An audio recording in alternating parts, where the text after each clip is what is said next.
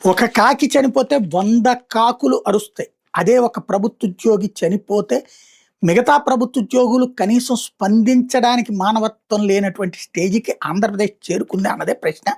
Government employees federation chairman Kakarla Venkatarama Reddy తాజాగా rise చేస్తున్న ప్రశ్న. వారం కిందట కర్నూలులో సచివాలయ ఉద్యోగి ఆత్మహత్య, మొన్న గుంటూరులో ఉద్యోగి బ్రెయిన్ స్ట్రోక్, 2 రోజుల కిందట అనకాపల్లి జిల్లాలో పంచాయతీ కార్యదర్శి ఆత్మహత్య, పని ఒత్తిడి భరించలేక ఉద్యోగుల ప్రాణాలు గాల్లో కలిసిపోతున్నా చంద్రబాబు ప్రభుత్వానికి ఏమాత్రం కనికరం కలగడం లేదు అంటూ ఆరోపించారు. గత ప్రభుత్వం తీసుకొచ్చిన ప్రతిష్టాత్మకమైన సచివాలయ వ్యవస్థ ప్రస్తుత ప్రభుత్వం మితిమీరిన ఒత్తిడి వేధింపులతో ఉద్యోగుల పాలిట యమపాశంలా మారుతోందని తప్పట్టారు. వారం రోజుల్లో జరిగిన ఈ 3 సంఘటనలు ఇందుకు నిదర్శనం అన్నారు.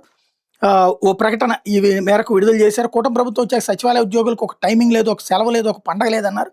సచివాలయ వ్యవస్థలో ఉన్న ఖాళీని భర్తీ చేయకపోగా సచివాలయ ఉద్యోగులకు పని లేదంటూ వేల మందిని డిప్యుటేషన్ పేరుతో బదిలీ చేసి మిగిలిన ఉద్యోగులకు ఇన్ఛార్జి పేరుతో పనిభారం వేసిందని పేర్కొన్నారు. దీంతో సచివాలయ ఉద్యోగులు తమ పనే కాకుండా అదనపు పనితో పాటు వాలంటీర్ల పని కూడా చేయాల్సి వస్తుందన్నారు.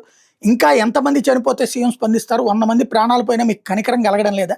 సచివాలయ ఉద్యోగుల మీద ఎందుకు ఇంత కక్ష? ఉద్యోగులకు అనుకూలమైన పని వాతావరణం కల్పిస్తామని హామీ ఇచ్చారే, ఇదేనా అనుకూల వాతావరణం? ఉద్యోగులకు గుండెపోటు తెప్పించడమైన అనుకూల పని వాతావరణం? ఉద్యోగులు ఆత్మహత్య చేసుకునే స్థాయికి వేధించడమైన అనుకూల వాతావరణం అని ప్రశ్నించారు.